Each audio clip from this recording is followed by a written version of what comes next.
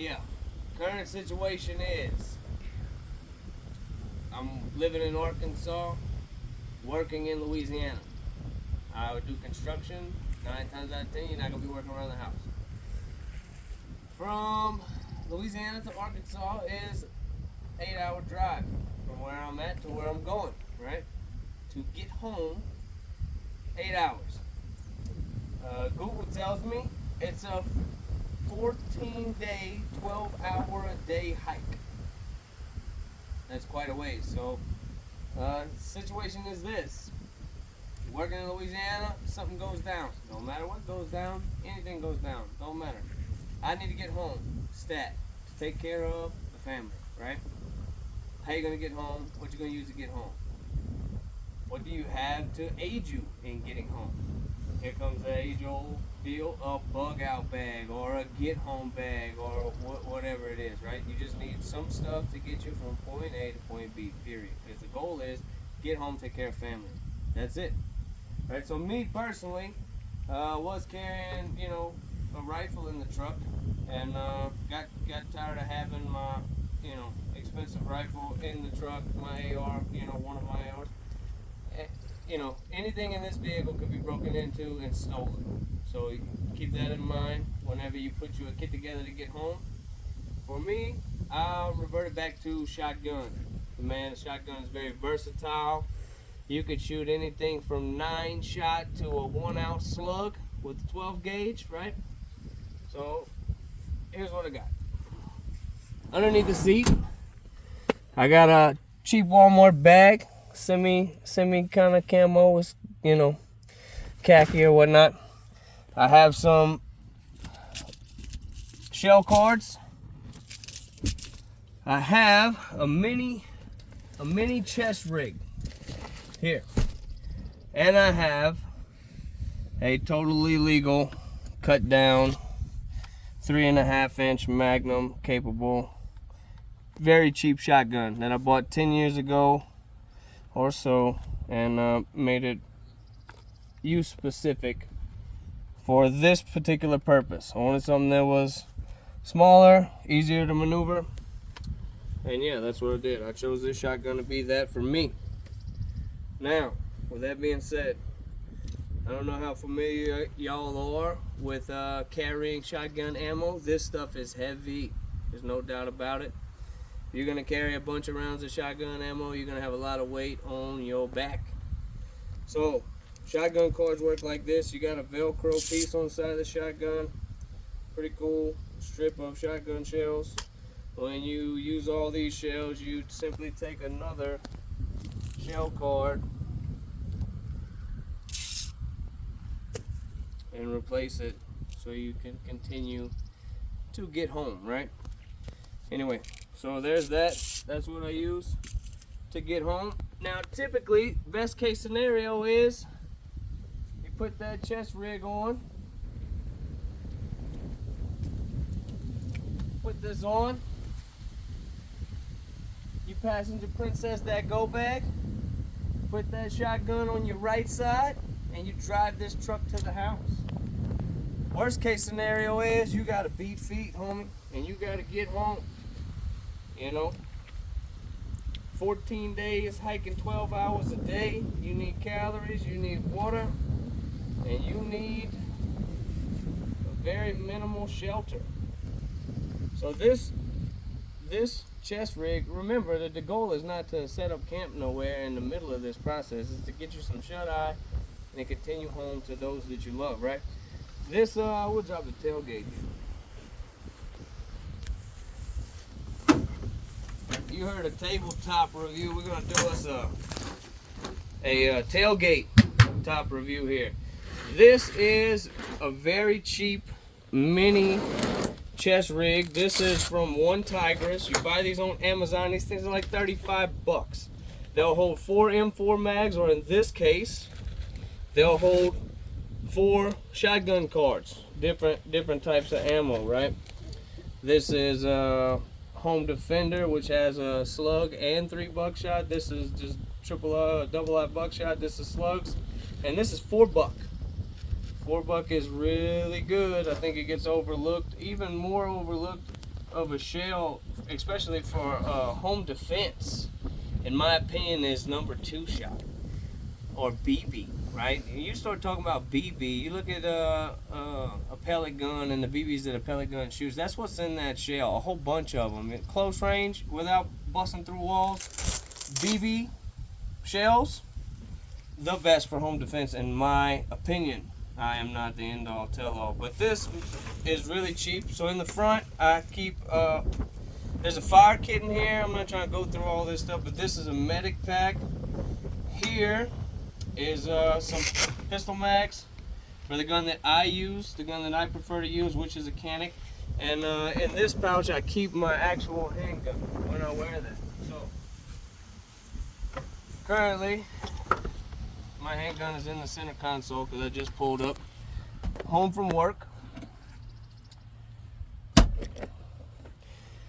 I never keep one in the chamber. Some people say I'm crazy. Some people think it's crazy to keep one in the chamber. I have kids, so when I practice draw and rack, right, to get around in the chamber.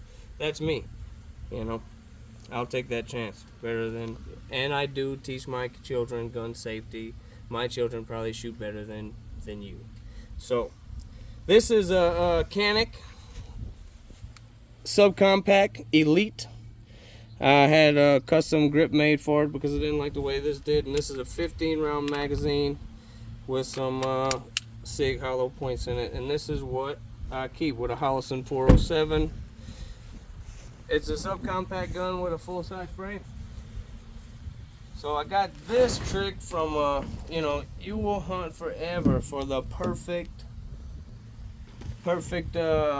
way to carry your pistol on your kit. And I got this from an old Green Beret guy, and he said, you know, what are you talking about, man? Just put the pistol in an M4 pouch and you are good to go. So there you have it. Pistol in an ammo pouch for you know, 5.56 magazine, and boom, this is what I'm rocking with. So that's that. You throw this on, you got your shotgun on your right side in between your seat and your center console, and you got a bug out bag. So these, right, these go in your cami pockets as soon as you switch out. Typically, if I'm trying to get home, this is what I'm wearing. This is what I work in. I'm a construction manager, and I wear construction boots, blue jeans, and t-shirts and a hat. This is what I'm gonna be dressed in.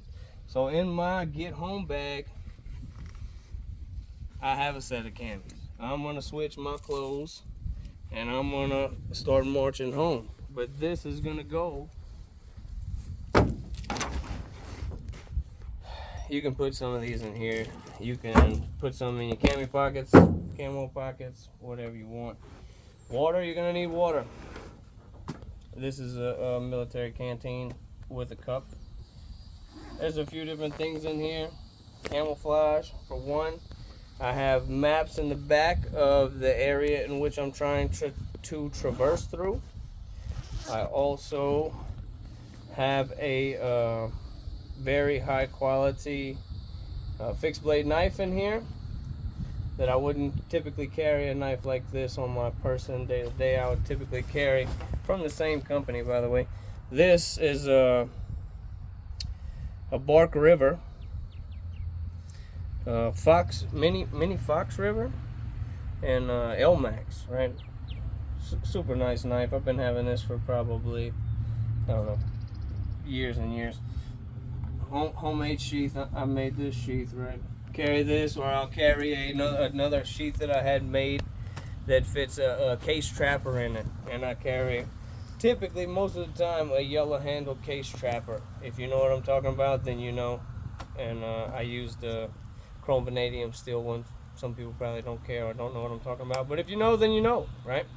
This is a another Bark River. This is the Bravo 1. I think, yeah, the Bravo 1. And this is a dang knife, you hear me? Borderline Crocodile Dundee right here. But if you needed to get some stuff done. You don't gotta worry about breaking this one, so I carry that. I carry a different hat. I carry some gloves. I carry leather gloves. Any leather gloves, these actually I got from work. I carry a large, so most people you will see running around with a bandana, talking about bandage, talking about chalk-cloth, talking about rag, talking about sling, talking about all this nonsense. This is a 1 yard piece of cotton, 100% cotton from Walmart, pre-cut, packaged to sell, just like this. You buy it, this thing is 1 yard, huge piece of material, once and done. Now you got all that in one. Cut some off, save some for later. Talk about use, there's your use, right? Big lighter, you know, stuff to start fire, stuff to see at night, and food and compass. Right in here I have a Suunto, I think it's a Suunto, to help me manage from south to north. Right, that's really all I'm trying to do. Land nav can get very complicated if you don't know what you're doing, but with a map and a little bit of know-how, man, you just keep that needle in the doghouse and head north, you know, you can get somewhere. I'll say that. You can also get lost real quick too. So training is, you can have all this and have no training and you're going to be totally screwed. So a little bit of training goes a long way. You know, depends on what you're into.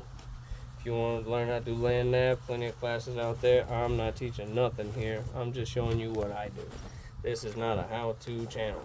This is what I got. Could I put more in here? Yes, totally could. Do I have other kit? Oh, you better believe it. But what did I carry to potentially take a 14-day hike to get home is in this bag. Oh, one other thing that's in here is I have a complete Eagle Nest hammock set up with a tarp and straps in here for a sleep system, no blanket. I'm not trying to be comfortable, I'm trying to get home with 2 heavy-duty extra pair of socks, because I promise you're going to want socks, and an extra t-shirt for when you sweat through one, you could take it off, rinse it, and let it dry while you're moving. So this is pretty much my kit. I don't know if I told you what brand shotgun that is. It doesn't really matter. Could be any shotgun. Could be a Winchester. Could be a Remington 870. Could be a pick your flavor. Pick your flavor. It doesn't matter. This one was a cheap one that I bought years ago that I had no use for, that I found a use for. So if you got something like that that you can dedicate to a truck gun that you're not worried about somebody taking, this gets stolen tomorrow out of my truck, and you know, it's just kind of one of those things like, I guess I'll have to find another one, right? So whereas if they stole my, you know, my nice AR or one of them, I'd be like, dang, I really lost something there. So anyway, this is a Stoeger, a P350. This thing will shoot 3.5-inch shells. You know, custom camo with the Walmart camo cans. This thing I think was 30. This is a 32-inch barrel. I cut this barrel down to 18.5. So typically whenever they say you can cut a barrel, the barrel has to be 18. You measure from the inside of the barrel to the breech of the shotgun, and that's 18. But if you get somebody with no knowledge on the subject, they're gonna want to measure it like a cop that is trying to take you to jail for modifying a shotgun to an illegal standard. They're gonna try to measure from here, that way. And if you measure from the breech, you'll be a 1/2 inch short in most firearms. So I went ahead to not take that chance, and I measured from here, and I cut this barrel at 18.5. So technically this barrel, truthfully, is a 19-inch barrel. But it's cut, it's only that, you know, it's about 4 or 5 inches past the magazine tube. It's very mobile, and I also cut 2 inches off of the stock. I did modify the butt pad. Didn't quite like the way it turned out. So I added a limb saver, but it stays on pretty good. So just so you know, you can make an 18-inch barrel shotgun and not get into any BS, as long as the overall gun is over 26 inches. So this gun is over 36 inches, so it's totally fine. I want to say this gun is 39 inches. So for me to make this gun 26 inches, I would have to probably, most likely, because it's this 3.5 inch chamber, I would have to cut this gun somewhere in here, which would cut most of the trigger mechanism off, which is impractical. It wouldn't even work anymore. But the point is, 26 overall, 18-inch barrel. You're totally legal. I don't care what anybody says, that's legal. You can look up the laws in your state or the states that you're going to be maneuvering through, just to double check them in case you're scared you're going to get into some shit over it. And yeah, this is what I do. And this is how I'm going to get home to my family if anything happens. It doesn't matter what happens. If I have to move through at least 3 major cities on my way home. So typically when anything happens, doesn't matter what it is, doesn't matter where you are, the first thing that's going to happen is people are going to start misbehaving, and they're going to start acting like the heathens that they are. Right? So they're going to be in my way to get home, and this is my get the heathens out of my way kit, so I can get home to my God-fearing children and my God-fearing wife. So make sure you're prepared for whatever your scenario is. You might not have the same scenario as me. You might have an hour trek, which means you might not need anything. You know, you might have an hour drive that turns into a half a day walk. You might need a bottle of water and a handgun. You might not need any of that. You might not have any city to cross through. My scenario, this makes me comfortable. And to be honest, what makes you comfortable makes you feel like you are prepared for the situation that you have conceived in your head that could potentially occur. So my number one goal is always to provide for my family, my loved ones, and to, protect them. So in any situation, with me working abroad, getting home to them, from providing for them to protect them is the number one goal. So I have a plan for that. My children and my wife and my children know our plan, and all the scenarios involved in it. If you have no plan, you have nothing, right? It's just like if you were, you hear when you're growing up, you need to create a house fire plan, and you do a house drill where you set off the alarms and you tell the kids which way to go. If the doorknob's hot, jump out the window, meet up at auntie's house next door or something like this, right? You got a fire plan? Yeah. What's your plan to get home when people are in the streets looting and pillaging like heathens? So I have my plan. You be blessed and make yours. Thank you.